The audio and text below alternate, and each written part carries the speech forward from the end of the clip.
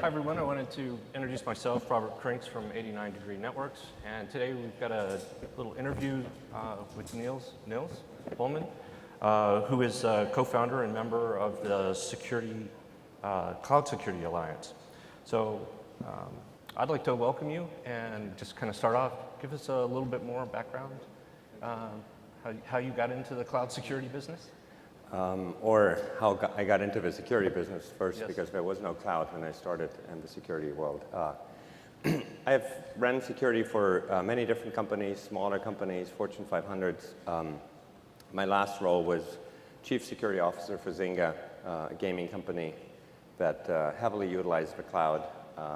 We had at our peak times close to 100,000 servers, pretty massive scale. And when cloud kind of came up, a friend of mine, Jim Reeves, and we kind of discussed that it would be kind of nice for once to actually build security into new types of technology rather than bolt it on later. So we said, let's start out with a crazy idea, get lots of volunteers together, and see what we can do. And 6 years later, it's a group that is still run by volunteers, over 50,000 followers around the world, and has produced good and free guidance around security in the cloud world, and even ISO has now taken on some of the guidance for their work. Interesting. So I was actually reading in a recent interview with the FBI director. He said there are basically two kinds of companies: those that have been hacked and those that don't know they've been hacked. So I'm assuming, as this applies to most big telecoms or into cloud service providers, do you think that they all are falling into this two-category scenario, hacked or not knowing that they've been hacked? Well, I'm glad that a public official finally voiced what I think folks in the security industry always kind of knew or exchanged privately. Whenever I have met companies that ask me to help them around security and they tell me, well, we want to get better, but nothing to worry about it, nothing ever happened here, then I really start to worry. So in a way, it's true. And I think we need to look at security more like healthcare, where there is no person that is perfectly healthy. It's just a matter of when you get so sick that you need help. And I think we are getting into an area in security where everyone will have security issues. It's just when do they go above a certain threshold that it damages the company, the consumer, or other bad things that we all don't want to happen. Now, are there any specific strategies that you're trying to recommend to big companies right now? Yeah, my big theme is think holistically. So we went through about 10 years in the security industry where everything was, FUD, fear, uncertainty, and doubt, and everyone was after protecting against the latest threat and the latest, highly creative malware. And I think what we learned is that just doesn't work. It doesn't scale, right? You will end up like the hamster in the wheel. It just ends up spinning faster and faster. But we need to think much broader. And if you look at companies who really have taken the money and the effort to build holistic security programs, it actually takes them on average 4 years to reach a certain level of maturity that you want to have. Because security is not about making sure nothing will happen. Security is about managing risk. Right? You don't want a company-ending event, but you also want capabilities like being able to detect things. I think one learning that came out of the latest string of breaches was that a lot of these companies didn't know for 6 or longer months that they were breached. And that does not show that you're mature, right? You need to know that something happened within a decent amount of time and then appropriately respond to it. Now, I guess since I work for a very small company, I said, how do you adapt these strategies for smaller or medium-sized companies that don't have an IT department or an army of people that are focused on this as an everyday basis? That's a really tough one. So I fear a little bit that the SMB side is going to be left out because security is complex, it's expensive, the tools used for it are expensive, and there's a talent crunch. Security talent is not only hard to find, it's very expensive. So a medium-sized business, would have to compete with other companies like a Twitter or Facebook, offering them probably, much better salaries and perks. But I think also that's an opportunity where managed services or the cloud can come in, where you can have a provider do certain things for you that otherwise it would be very expensive or hard to do yourself. Okay. So are there any other industry changes that are kind of making a difference right now? Or is it an attitude, or is it senior management maybe understanding the problem better? I see a slight light at the end of a tunnel. I mean, certain companies I had, I have engaged with in the past. I see that people are realizing that eventually, eventually we'll come to a point where security is going to be a differentiator, competitive differentiator. Privacy has played into that too, not just the security piece, but the whole world is becoming more privacy aware. Customers are demanding, more in general. Quality of products, scalability, but also the safety, security aspect. And I think we don't want technology to end up a little bit like the world that we created with our waste, where initially we just shipped it off, we didn't worry about it Right. because we couldn't see it. And then at some point there's no more places where you can ship it to, and then you have to deal with it, and then recycling started. So security and privacy, I think, are now starting to become really a topic that is discussed on board levels, where CEOs realize that they actually can get fired because of a security incident. And customers are asking for it, and they have a choice. And, just being in the media as a company that is considered sloppy around security has effects, right? Customers take their business and go somewhere else. Okay.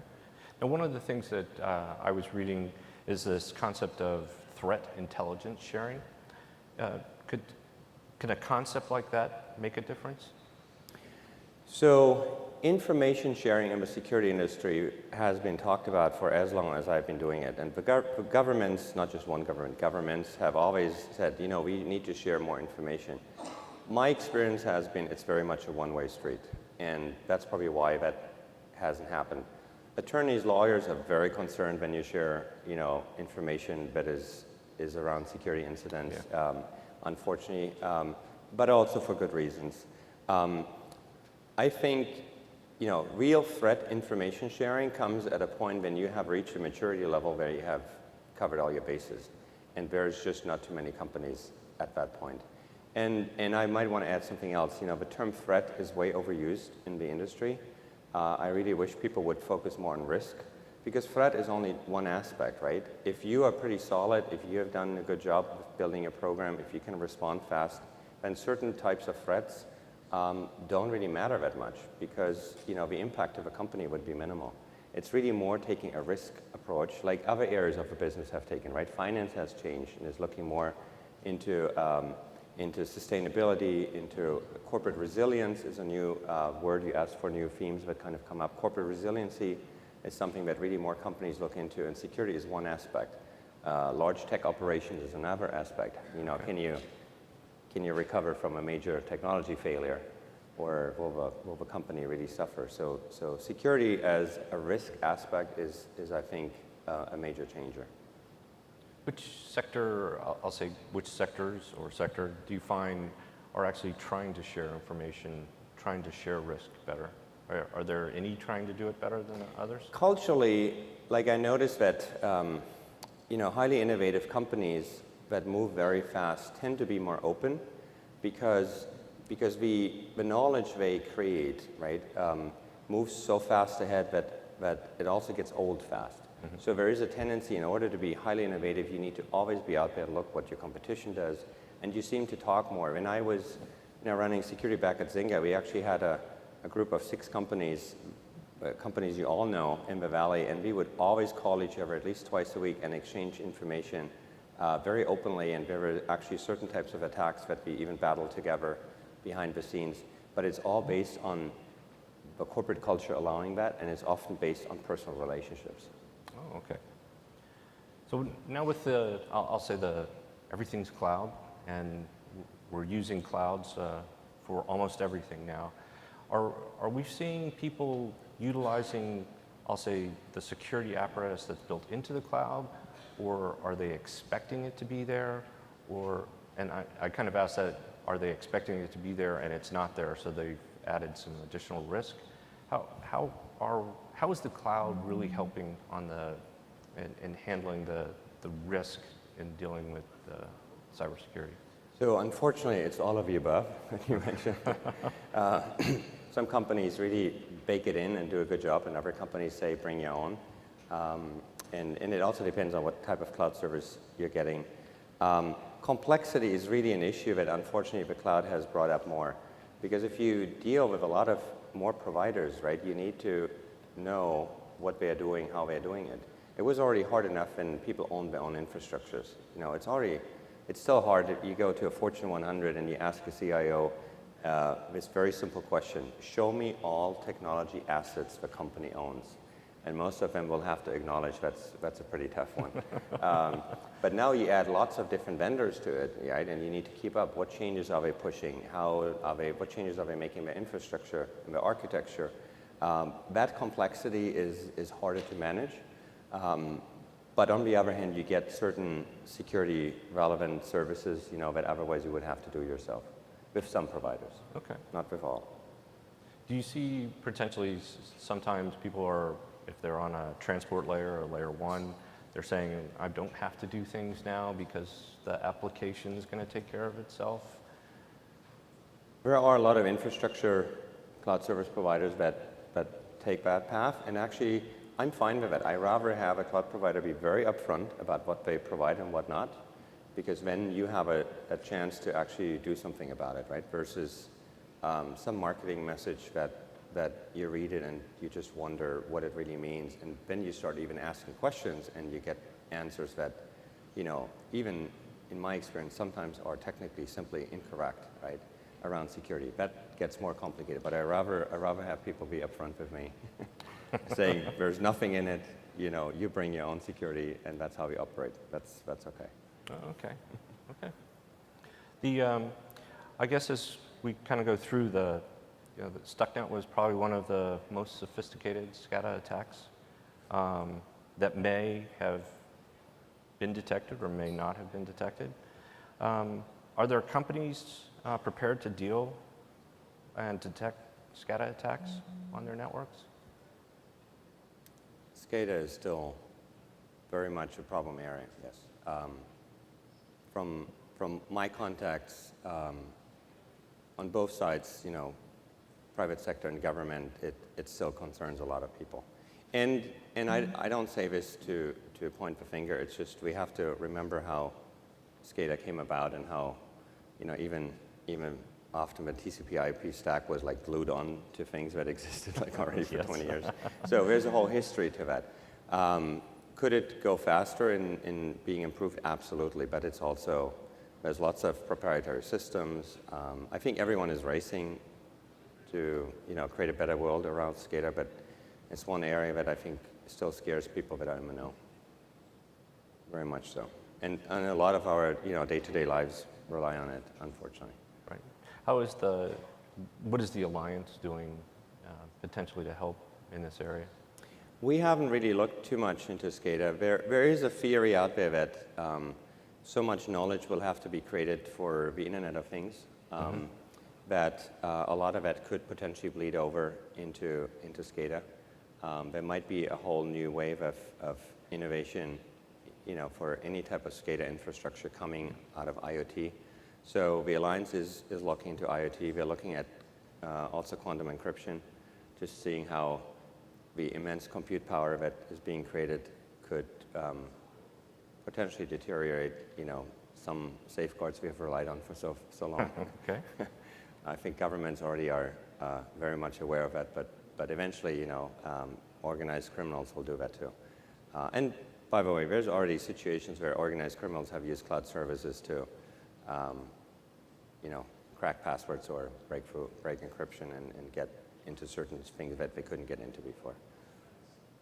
So Moore's Law is working not just for the good people, but also for the bad folks. So as I'm trying to move forward in maybe my career and want to be more in I'll say a cyber security professional, what are the things that I should be doing, or what education should I be going after? I think experience is really what is everyone looking for. I mean, there's now thankfully really good folks coming out of universities that have a level of security knowledge that we never had before. I've had in my teams a lot of interns in the past, and it's kind of interesting to see when they come and they see the real world for the first time. It's very different. Experience is important, just doing it. There's, I think, personality traits for a good security professional. They all tend to be really paranoid, very much risk averse, which often doesn't make them good entrepreneurs. Yes. And there's a certain mindset, the community is very important. Like if you don't have a level of trust from folks, then you don't get the information you really need to advance.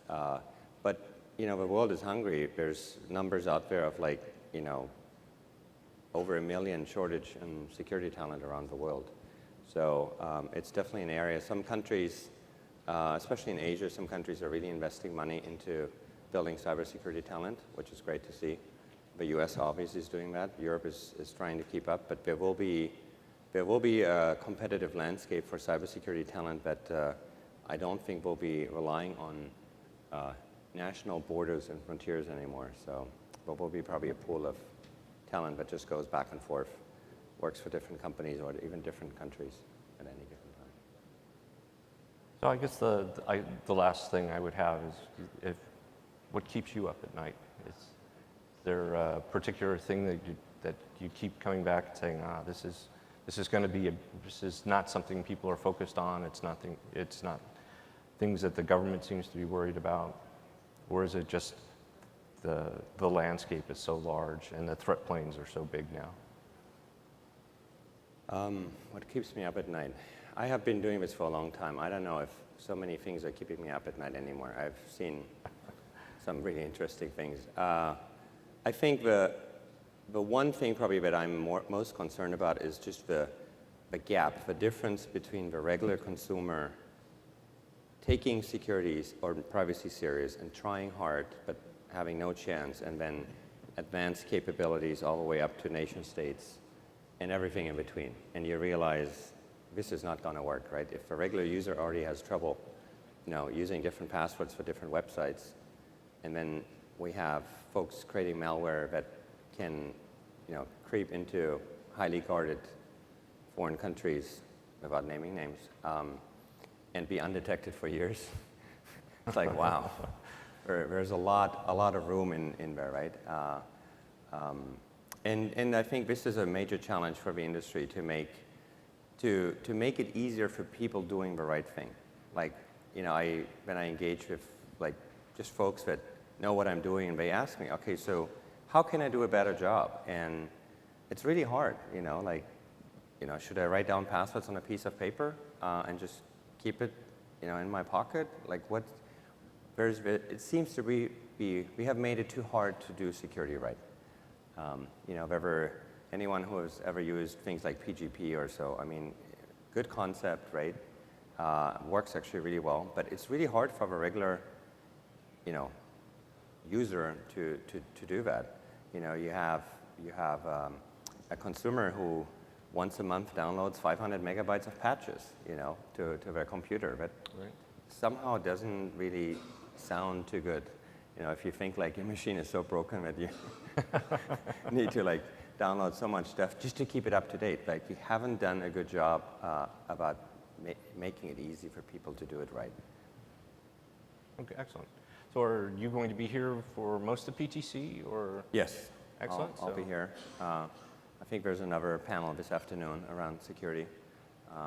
Very excited that the group is coming together and looking in all aspects, but also security, and that it's becoming hopefully ongoing an important topic for this conference. Because you can build the most beautiful infrastructure networks, but it takes one smart guy that finds that thing you forgot, and it's all going down. So it's an important aspect. Excellent. So I think that's what I had. I'm not sure if there's a question in the audience. We probably have room for one. Joe?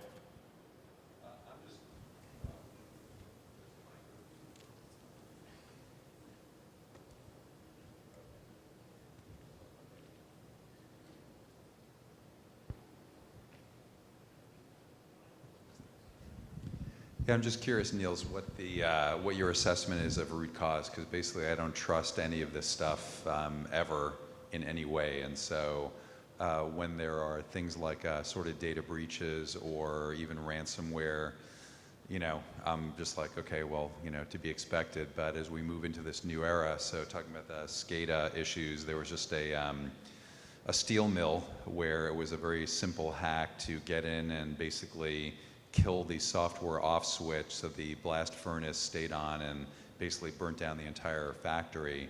But the thing that worries me in particular is, you know, everyone seems to be very excited about self-driving cars, and you can just picture ransomware where you're doing 80 down the highway and you know, and someone takes control of your car, and then it's like, okay, you know, no amount is too high to pay for that. So where does the fault lie? Is it the system vendors that just don't build reliable software? Is it theoretical issues like the halting problem that you just can't validate, or, you know, proving program correctness? Or is it poor, like, you know, organizational attention or economics or legal framework, or all of the above? How do we, like, I don't think this is ever solvable. I don't think that, you know, 2 years from now we'll say, oh, remember when security used to be an issue.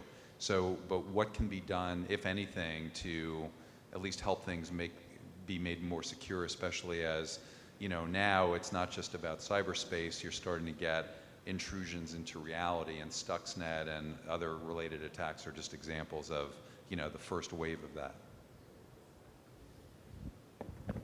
So my answer to that is twofold. One is, you mentioned self-driving cars. Perhaps it's actually good that innovation is bringing security to a point where the direct human impact would be much more dramatic and faster.